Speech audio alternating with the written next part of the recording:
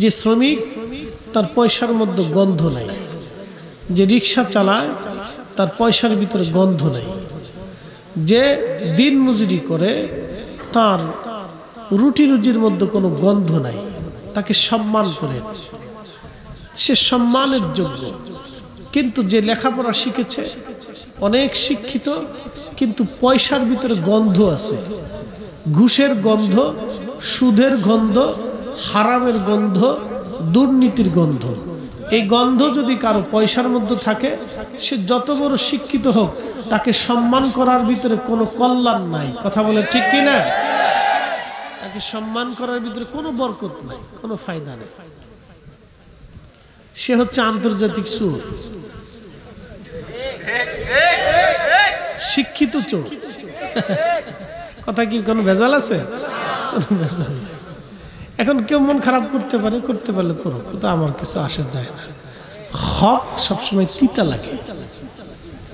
উস্তাবাজি খাননি আপনারা? তিতা লাগে, কিন্তু তিতা লাগলেও এটার ভিতরে উপকার আছে।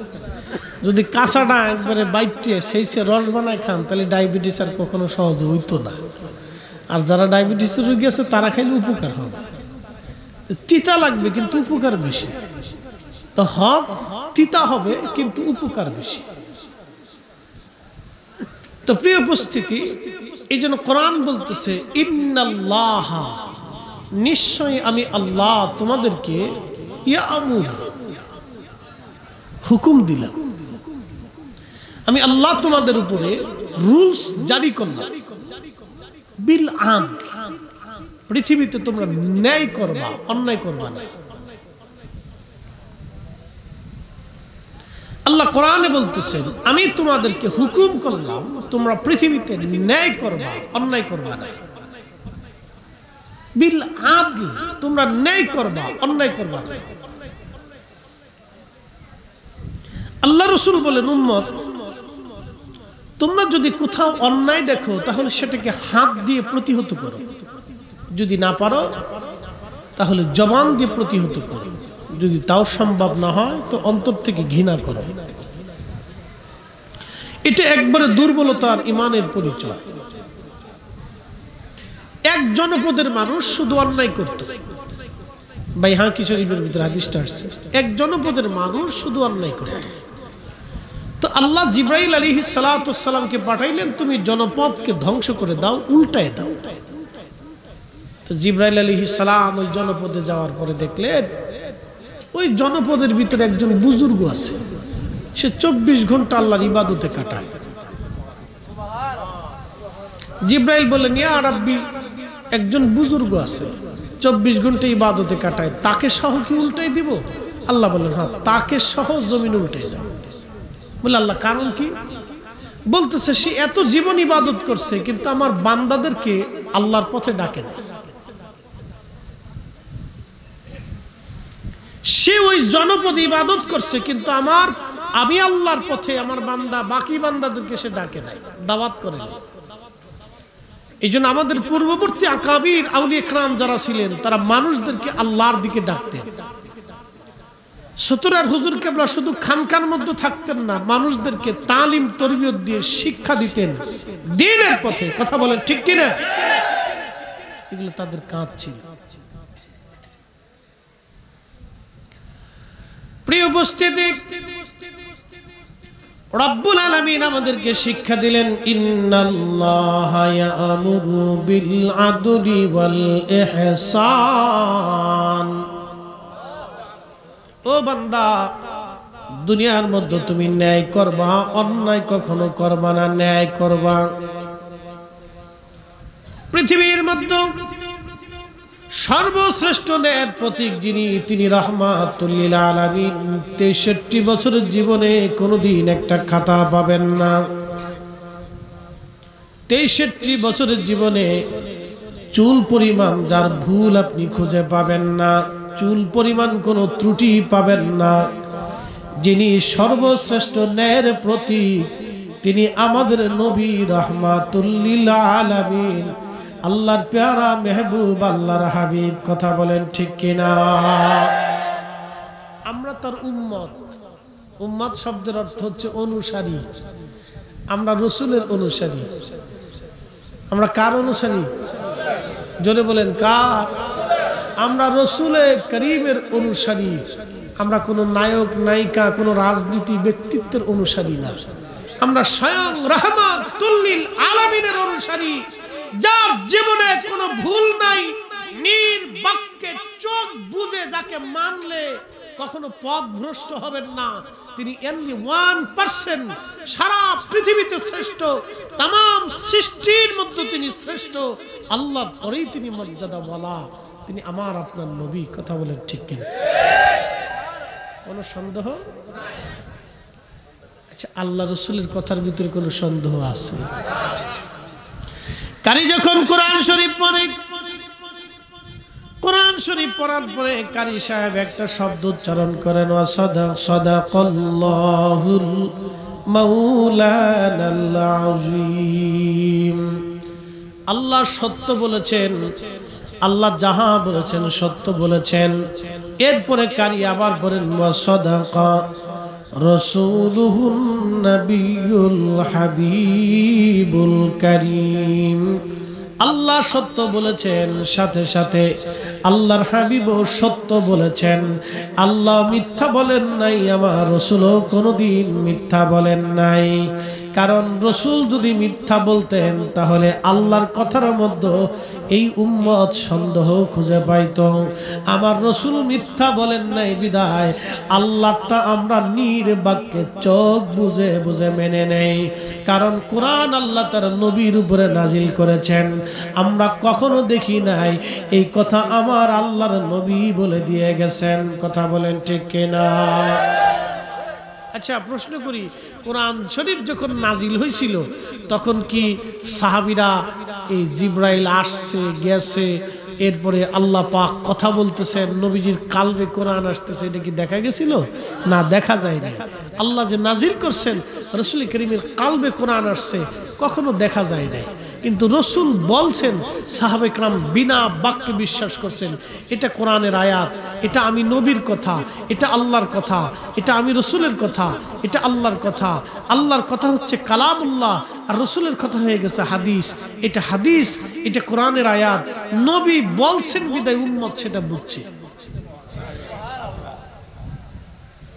তাহলে রসুল সত্যবাদী, নবী কি? কথা কর না, রসুল কি? নবীর জীবনে কোনো ভুল, নবীর জীবনের প্রতি কোনো সন্দেহ রাখা লা রাইবা ফীহি।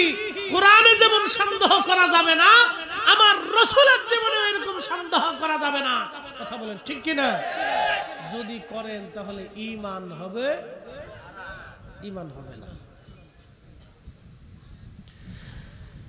প্রিয় খারের আর মুসলমান, খুব মনোযোগ দিবেন। কোরআন শরীফে আমার আল্লাহ রাব্বুল আলামিন বলতেছেন, বিল আদলি ওয়াল ইহসান। দুনিয়াতে ন্যায় করবা, কখনো অন্যায় করবা না। যেটা ন্যায় সঙ্গত সেটা করবা, কখনো অন্যায় করবা না। আল্লাহর নবী ছিলেন সর্বশ্রেষ্ঠ ন্যায়ের প্রতীক। নবীজির সহবতে থাকিয়া সাহাবীরা হয়ে গেলেন আরো ন্যায়ের প্রতীক। আল্লাহর নবীর সাহাবীরা কত বড় ন্যায়ের প্রতীক ছিলেন। সাহাবীদের জীবনী যদি না বলি আপনি বুঝবেন না। পৃথিবী বিখ্যাত একজন খলিফা ছিলেন, খলিফার নাম হযরত ওমর, যিনি মুসলিম মিল্লাতের একজন ন্যায়পরায়ণ খলিফা। আজকে একটা কথা মনে রাখবেন, পৃথিবীতে যারা ন্যায় বিচার করে, দুনিয়াতে যারা ন্যায় বিচার করে, ওই যে আদালতে ম্যাজিস্ট্রেট বলেন, জজ বলেন, বিচারপতি যারা বলেন, তারা যদি ন্যায় বিচার করে তাহলে কিয়ামতের ময়দানে হযরত ওমরের পিছে পিছে তাদের হাসর হবে। আর যদি তারা অন্যায় বিচার করেন তাহলে তাদের হাসর হয়ে যাবে ফেরাউনের সাথে। বিপদ আছে। টাকা টেবিলের নিচে নিয়ে বিচার করে, কি কথা কর না কা? টেবিলের নিচে টাকা নিয়ে বিচার করে বিচারপতি, জজ, ম্যাজিস্ট্রেট যাই কোন টেবিলের নিচে নিয়ে করতেছে, করেন। কত বছর করবে? কারে খুশি করতেছেন? স্ত্রীকে, ছেলেকে, মেয়েকে? 4 পয়সাও মূল্য নেই জীবনে, বৃথা জীবন। পৃথিবীতে এদের মতো বোকা আমি কোনো মানুষ দেখিনি। এদের মতো বোকা পৃথিবীতে কোনো মানুষ আমি দেখিনি। পৃথিবীতে সবচেয়ে বড় বোকা যারা অন্যায় করে টাকা রুজি করে, তারা হলো পৃথিবীতে সবচেয়ে বড় বোকা। কারণ সেই অন্যায় করে টাকা রুজি করে নিজে খেয়ে যেতে পারে না, সন্তানের জন্য রেখে যায়, আর ওই সন্তান কিয়ামতের ময়দানে তার দায়ভার নেবে না। এর মতো বোকা পৃথিবীতে একজন, সবচেয়ে বড় বোকা সে, শিক্ষিত বোকা। আমি আপনাকে বুঝাচ্ছি, খুব মনোযোগ দিয়ে। পৃথিবীর সমস্ত ন্যায় বিচারক রাজা বাদশারা হযরত ওমরের পিছনে লাইন ধরে। পৃথিবীর সমস্ত দানশীল ব্যক্তিরা হযরত উসমানের পিছনে লাইন ধরবে। পৃথিবীর সমস্ত বীর যোদ্ধারা হযরত আলীর পিছনে লাইন ধরবে। পৃথিবীর সমস্ত শহীদরা হযরত সৈয়দুশ শুহাদা আমির হামজার পিছনে লাইন ধরবে। পৃথিবীর সমস্ত জাহিদরা, যারা দুনিয়া বিরাগী মুজাহাদা করেছেন, তারা হযরতে আবু যর গিফারি রাদিয়াল্লাহু আনহুর পিছনে লাইন ধরবে। পৃথিবীর সমস্ত মজজুব যারা ছিলেন আল্লাহর পাগল, তারা হযরত ওয়াসাল কারনির পিছনে লাইন ধরবে। পৃথিবীর সমস্ত আশিক রাসূলরা হযরত বেলালের পিছনে লাইন ধরবে। একসাথে বলবেন আল্লাহু আকবার। পৃথিবীর সমস্ত মুফতিরা হযরত আব্দুল্লাহ ইবনে মাসউদের পিছনে লাইন ধরবে। পৃথিবীর সমস্ত মুহাদ্দিসরা হযরত আবু হুরায়রার আম্মা জান আয়েশার পিছনে লাইন ধরবে। পৃথিবীর সমস্ত মুফাসসিররা হযরত আব্দুল্লাহ ইবনে আব্বাসের পিছনে লাইন ধরবে। পৃথিবীর সমস্ত কারীরা হযরত উবাই ইবনে কাব রাদিয়াল্লাহু আনহুর পিছনে কিয়ামতের ময়দানে লাইন ধরবে। একসাথে বলবেন আল্লাহু আকবার। মনে রেখেন। আচ্ছা বলেন তো, সাহাবীদের এত দাম কেন হলো? আল্লাহ রাসূলের সোহবতে থাকার কারণে।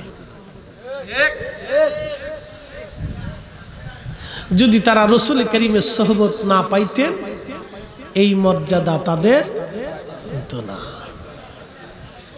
আমার এক ভাই, তিনি ওয়াজে বলতেছিলেন, নবীকে দেখলে জান্নাত জাহান্নাম হারাম হবে, এই মর্মে কোনো দলিল নেই। আমি মিয়া দলিল লাগবে কেন? দলিল ছাড়াই বুঝতে হয়। সব ক্ষেত্রে খালি দলিল তালাশ করেন, কারণ কি? এত দলিল খুঁজেন বেটা। আমার নবীর সাহাবীরা ঈমান আনছে নবী দেখে, কালেমা পড়ছে নবী দেখে, আল্লাহ চিনেছে নবী দেখে, দ্বীন মেনেছে নবী দেখে। আমরা উম্মত রাসূল মানলে আল্লাহ মানা হয়ে যায়। যাকে মানলে আল্লাহ মানা হয়ে যায়, তাকে দেখলে আল্লাহ দেখার স্বাদ মিটে যায়। যাকে মানলে আল্লাহ মানা হয়, তাকে দেখলে জাহান্নাম হারাম হয়ে যায়। কি কথা কন না কেন?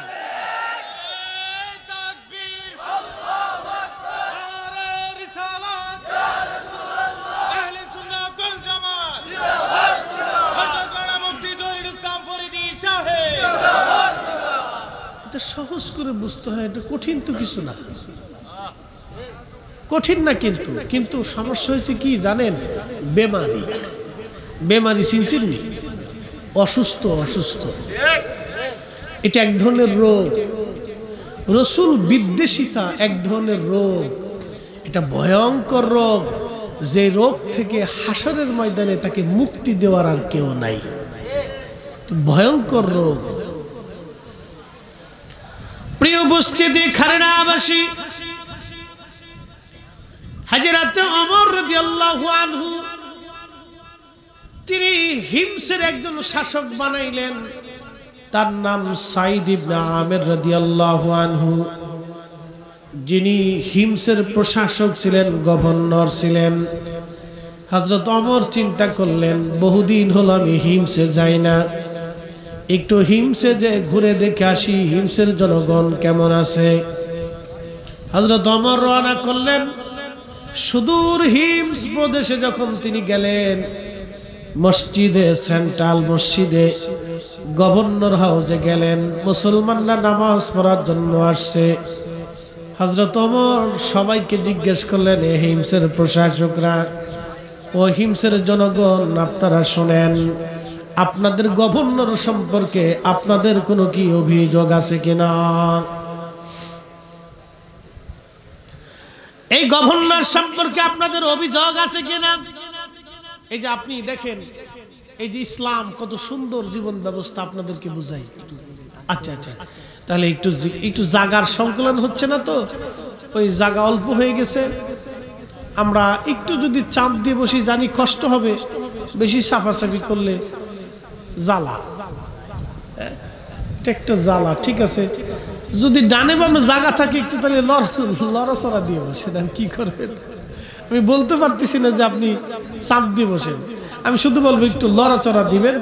জিকিরের হালতে লা ইলাহা, জোরে লা ইলাহা,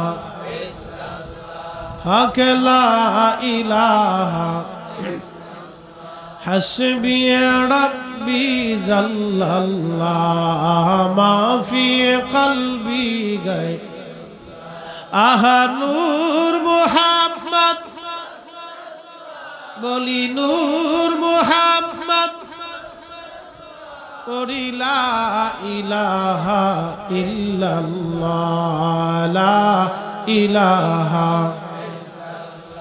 লা ইলাহা ইল্লাল্লাহ মুহাম্মাদুর রাসূলুল্লাহ সাল্লাল্লাহু আলাইহি ওয়াসাল্লাম। খুব মনোযোগ দিয়ে। হযরত আমিরুল মুমিনিন হিমসে গেলেন, সমস্ত মুসলমানদেরকে গভর্নর হাউসে ডাকলেন, মসজিদে ডাকলেন। হিমসের যিনি গভর্নর তিনি আল্লাহর নবীর সাহাবী সাঈদ ইবনে আমির রাদিয়াল্লাহু আনহু। হযরত ওমর সবাইকে ডাক দিয়ে বলেন, হে জনগণ, আমি যে আপনাদের জন্য একজন গভর্নর নিযুক্ত করছিলাম, এই গভর্নর সম্পর্কে আপনাদের মতামত ব্যক্ত করেন। এই গভর্নর সম্পর্কে আপনাদের কোনো অভিযোগ অনুযোগ আছে কিনা বলেন। খুব মনোযোগ দিয়ে। ইসলামী জীবন ব্যবস্থা কেমন ছিল, খোলাফায়ে রাশিদিনের জীবন ব্যবস্থা কেমন ছিল, রাষ্ট্র পরিচালনার পদ্ধতি কেমন ছিল, যা পৃথিবীতে বিরল ছিল।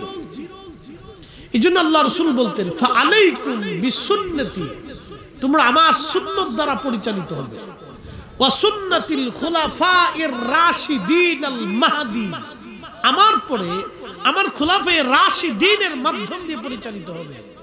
একসাথে বলা যাবে আল্লাহু আকবার। তো সেই খুলাফায়ে রাশিদিনের রাষ্ট্র পরিচালনার পদ্ধতি কেমন ছিল আমি আপনাদেরকে বোঝাই। গভর্নর কেমন, সমস্ত জনগণকে ডাক দেওয়া হলো। খলিফা জিজ্ঞেস করলেন, এ জনগণ, তোমরা ওপেনলি নির্ভয়ে এই গভর্নর সম্পর্কে তোমাদের অভিমত ব্যক্ত করো, তোমাদের কি কোনো অভিযোগ আছে? লোকেরা বলল, হ্যাঁ, এই গভর্নর সম্পর্কে আমাদের অভিযোগ আছে। আচ্ছা আপনারা বলেন,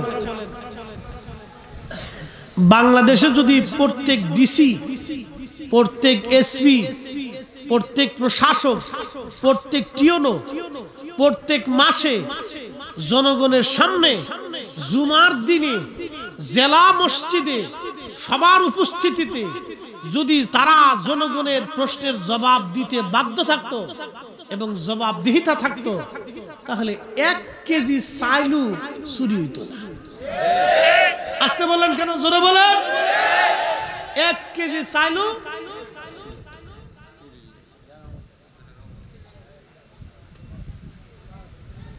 এই পদ্ধতি কি আমাদের না খুলাফায়ে রাশিদিনের?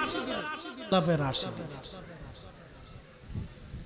এই জন্য আপনাদেরকে বুঝাই দিয়ে যাচ্ছি তারা কেমন ছিলেন। হযরত ওমর রাদিয়াল্লাহু আনহু জিজ্ঞেস করলেন, হে জনগণ, তোমরা বলো খলিফাই গভর্নর সম্পর্কে তোমাদের মতামত কি? লোকেরা বলল, আমিরুল মুমিনিন, 1 নম্বর অভিযোগ হলো আমাদের যিনি গভর্নর আছেন তিনি প্রত্যেক দিন সকালবেলা দেরি করে অফিসে আসেন, অর্থাৎ কার্যালয়ে তিনি আসেন সকালবেলা দেরি করে। আসার কথা 9টায়, তিনি আসেন 10টায়। কারণ কি? আমরা এই কারণ সর্বপ্রথম জানতে চাই। চাল চুরি করছে তা কিন্তু না, দেরি করে আইছে, দেরি করে আসছে। আপনি চিন্তা করেন তো, জবাবদিহিতা ইসলামে কত চমৎকার ছিল। খলিফা নিজে উপস্থিত, তাও একজন গভর্নর, তিনি রাসূল করিমের সাহাবী, যিনি খলিফা তিনিও সাহাবী, তিনি দুনিয়ার থেকে জান্নাতের সার্টিফিকেট নিয়েছেন। আর যিনি সাহাবী, যিনি গভর্নর, তিনার সম্পর্কে আল্লাহ বলেন রাদিয়াল্লাহু আনহুম ওয়া রাদু আন, আমি আল্লাহ তাদের উপরে খুশি, তারাও আমি আল্লাহর উপরে খুশি। কেন? যালিকা লিমান খাশিয়া রাব্বা, তারা আমি আল্লাহকে ভয় করত। আমি আপনাকে বুঝাচ্ছি, একটু সুস্থ মস্তিষ্ক দিয়ে বুঝবেন। হাজরাতে আমার জিজ্ঞেস করলেন কি অভিযোগ? বলে হুজুর সকালবেলা দেরি করে অফিসে আসে,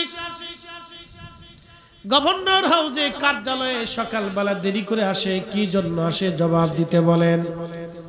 হযরত ওমর বললেন সাইদ ইবনে আমের, আপনি জবাব দেন, কারণ আপনি আল্লাহর নবীর সাহাবী, আপনি কেন দেরি করে আসেন? সাইদ ইবনে আমের বললেন ইয়া আমিরাল মুমিনিন, বিষয়টাকে নিজের মধ্যে গোপন রাখতে চেয়েছিলাম, কিন্তু জনগণ যেহেতু মামলা করেছে, অতএব জবাব যদি না দেই তাহলে আমি দোষী হয়ে থাকব। হুজুর আপনি জানেন গভর্নরই কোনো ভাতা আমি মাসে নেই না, বাইতুল মাল থেকে সামান্য পরিমাণ খরচ আমাকে দেওয়া হয়, এই সামান্য খরচ দিয়ে আমার সংসার মোটেও চলে না। আমার কাজের কোনো লোক নাই যে আমার ঘরে কাজ করে দিবে, আমি নিজে নিজে রুটি বানাই, নিজে নিজে রান্না বান্না করি, নিজে নিজে ঘরের কাজ করি। এই কাজ সেরে গভর্নর হাউসে আসতে আমার দেরি হয়ে যায়। জোরে জোরে জোরে জোরে জোরে, আরো জোরে, আরো জোরে। আর ড্রাইভারের কোটি কোটি টাকা।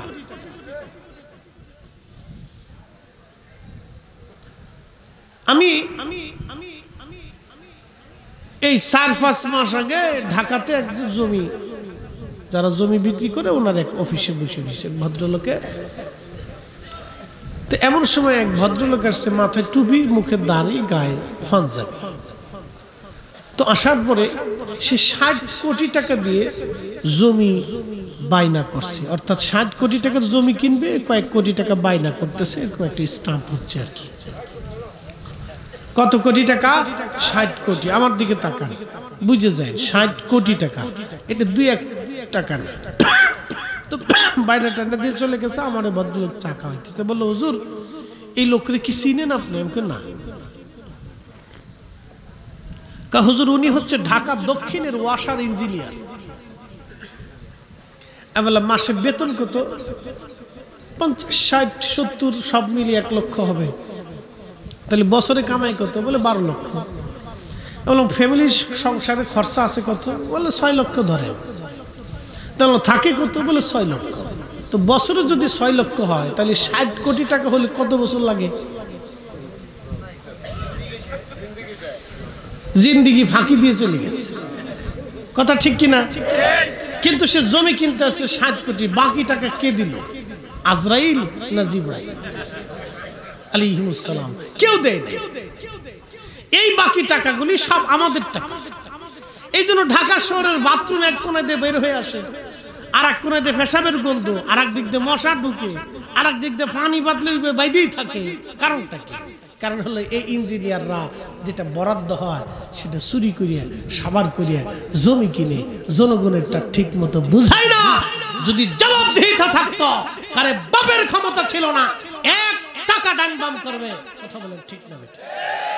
এটা খোলাফায়ে রাশিদিনের চরিত্র। ইসলাম কি আধুনিক ছিল সেই দিনও, আপনি শুনলে গা শিহরে উঠবে যে ইসলাম সেই দিনও কি আধুনিক ছিল, যা এমন ভাবে শিখিয়ে গেছে কিয়ামত পর্যন্ত যদি চলমান থাকে, তাহলে ইসলামের সেই জিন্দেগি ব্যবস্থাটা এত সুন্দর ছিল যে কিয়ামত পর্যন্ত মানুষ নিশ্চিন্তে দরজা খুলে ঘুমাইতে থাকবে, চোর ঢোকার সাহস পাবে না।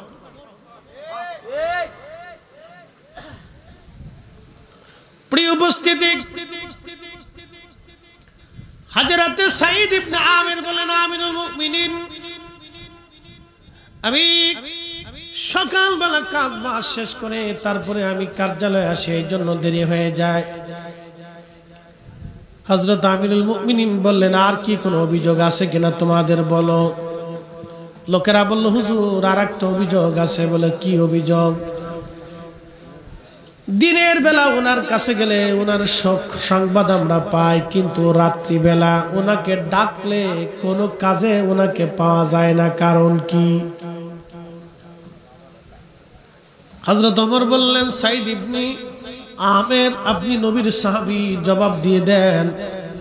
সাঈদ ইবনে আমির বলেন, আমিরুল মুমিনিন, বিষয়টা গোপন রাখতে চেয়েছিলাম, কিন্তু আজকে বিষয়টা প্রকাশ করতেই হবে, না তো উপায় নাই। হুজুর, সারাদিন আমি জনগণের জন্য কাজ করি, কিন্তু রাত্রিবেলা যখন হয় তখন আমি আমার মালিকের কাজে নেমে যাই। সারা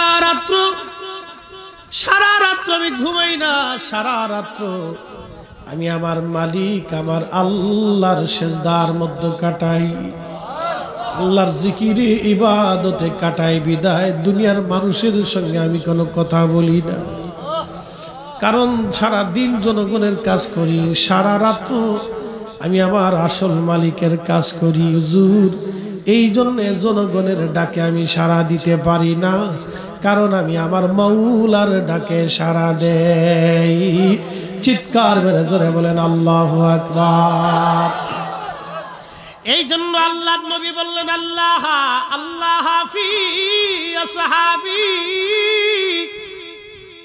আল্লাহ আল্লাহ ফি আসহাবি। ও আমার উম্মত, আল্লাহকে ভয় করো আমার সাহাবীদের ব্যাপারে, সাহাবীদের ব্যাপারে আল্লাহকে ভয় করো, সাহাবীদের ব্যাপারে আল্লাহকে ভয় করো। লা তাত্তাখিযুহুম গরাদান মিন বাদি, কারণ আমার ইন্তেকালের পরে আমার কোন সাহাবীকে সমালোচনার পাত্র বানায়ও না, আমার কোন সাহাবীরে গালি দিও না, আমার সাহাবীদের ভুল ত্রুটি তোমরা এই ব্যাখ্যা করিও না, ভুল ত্রুটি উঠাইয়া সাহাবীদেরকে মন্দ বলিও না। মানে যদি একটু চিনি ছাড়া দেন তাহলে ভালো। ডায়াবেটিস নাই, কিন্তু চিনি খাই না খাই ভালো। যেমনি দাম বাড়তেছে, 1 কেজি বেগুনও পর্যন্ত খাওয়ার কায়দা নেই, বেগুনের গায়ে হাত দেওয়ার কায়দা নেই। ডিম তো ওটা না ধরাই ভালো। ডিম যেমনি দাম বাড়ে, মাঝে মধ্যে মনে হয় যে যারা ডিম ওই বড় বড় ব্যবসায়িক সিন্ডিকেট, ওরা মনে ডিম টিম পারে, মনে হয় যে খুব কষ্ট হয়, এর লেগে তোকে ডিম দেবো না, যা। চিন্তা করেন তো। আচ্ছা, আপনাদেরকে একটা প্রশ্ন করে জবাব দিবেন, হঠাৎ করে ডিমের দাম বাড়ে, এই মুরগা কি হরতাল ডাকে? হ্যাঁ, তাহলে ডিমের দাম বাড়ে কেন? আমি আপনাদেরকে একটু বুঝাই তো, একটু বুঝেন তো। ধরেন হঠাৎ করে ডিমের দাম আগে ছিল কত? আমি তো কিনে খাই না, এই জন্য কইতে পারি না। আপনাদের বাইক খাইতো, এই জন্য কইতে দাম কইতে পারি না। হ্যাঁ, আগে ছিল কত? 40, 45, 50। এখন কত হয়েছে? 65, 60, 65। এক হালি ডিমের দাম 60 টাকা, আগে ছিল 40 টাকা, তো বাড়ছে কত? 20 টাকা। ওরা সিন্ডিকেটওয়ালারা বুঝাচ্ছে যে বাজারে কোনো ডিম নাই, তার মানে 1 সপ্তাহের ভিতরে সমস্ত মুরগা স্টক করে ফেলছে। হাঁসের ডিম দেয় না, কত বড় চূড়া দেখেন। কালকে রাত্রেও যেই মুরগি ডিম দিছে, আজকে রাত্রে সেই মুরগি ডিম দিবে। হয়তো 19-20 হবে, 100 মুরগির ভিতরে 5টা মুরগি ডিম দিবে না, কিন্তু 95টা ডিম দিবে।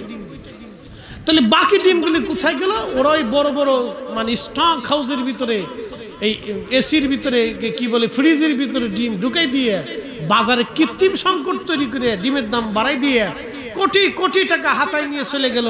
গরিব মানুষের পকেট থেকে যারা টাকা নিল, ও যত বড় হাজি হোক, আল্লাহর কসম করে বলি, একটা রাতের সেজদাও কবুল হবে না। এগুলো সব সিটার বাটপার দেশ ভরে গেছে ভাই, সিটার বাটপারের দেশ ভরে গেছে আর কি, বুঝতে পারছেন? বাপরে বাপ, এই যে কত বড় সুর, আপনি চিন্তা করতে পারবেন? আপনি চিন্তা করলে আপনার রক্ত হিম হয়ে আসবে যে কত বড় চোরের চোর, মানুষের খাবার নিয়ে রিজিক নিয়ে ফাজলিমি করে। প্রিয় উপস্থিতি, হযরত ওমর রাদিয়াল্লাহু আনহু জিজ্ঞেস করলেন, হে জনগণ, তোমাদের আর কি কোনো প্রশ্ন আছে কিনা বলো। জনগণ বলতেছে, আমিরুল মুমিনিন, এই গভর্নর সম্পর্কে আমাদের আর একটা অভিযোগ আছে। বলে, কি অভিযোগ? সে মাসে একদিন গভর্নর হাউসে চাকরিতে জয়েন করে না, কারণ কি? কত বড় অভিযোগ দেখছেন? হ্যাঁ, আর আমাদের দেশে ম্যাজিস্ট্রেট মন চুক্তি উপস্থিত হয়, জজ সাহেব মন চাইলে আসে না, আলে আসে না। আর যারা জমি রেস্ট্রি করে, রেস্ট্রি অফিসার, পুরে বাপরে বাপ, সে তো বিরাট বড় অফিসার, মন চাইলে আসে, না চাইলে আসে না। লোকজন কাগজপাতি নিয়ে হ্যাঁ করে বেরিয়ে থাকে। কি কথা কন না কে? এই তো দেশ চলতেছে। আবার আমি এক জায়গায় গেছি, সে বহুদিন আগে, বাংলাদেশের এক অফিসে, এই যে আপনার ট্যাক্স হাউস, হ্যাঁ, ট্যাক্সের একটা ফাইল করার জন্য গেছি, বুঝতে পারছেন? তো যাওয়ার পরে ওই তার অফিসার, যে মেন অফিসার, তার নিশ্চিতটা বলতেছে, বল হুজুর আপনি আসছেন, এই আমাদের অফিসার আসে নাই 2-3 দিন। আমি বললাম, অফিসার কই থাকে? বলছে, না তিনি আসে নাই, উনি এত বড় অফিসার, ওনার মাম পানি দিয়ে গোসল করা লাগে। তাই আমি বললাম যে আমি যদি কোনোদিন রাষ্ট্রপ্রধান হইতে পারতাম, ওরে বুড়িগঙ্গার ভিতরে কায়দা মতো সুবায়া শিক্ষা দিয়ে দিতাম যে মাম পানি কোথায় পায়। আপনি শুনলে গা শিহরে উঠবে। আমি বললাম, দেশ চলে কিভাবে? এটা কি দেশ চলার পদ্ধতি নাকি? 3 দিন পর্যন্ত অফিসে গেছে, তারা খুঁজে পায়নি একটা সিগনেচারের জন্য। আমার টাকা, আমার জিনিস, আমার বৈধ জিনিস খুঁজে পাওয়া যায় না। ওনার বলে মাল দিতে হইবে, মাল না দিলে সিগনেচার দিবে না, মাল দিলে রাতারাতি সিগনেচার দিবে।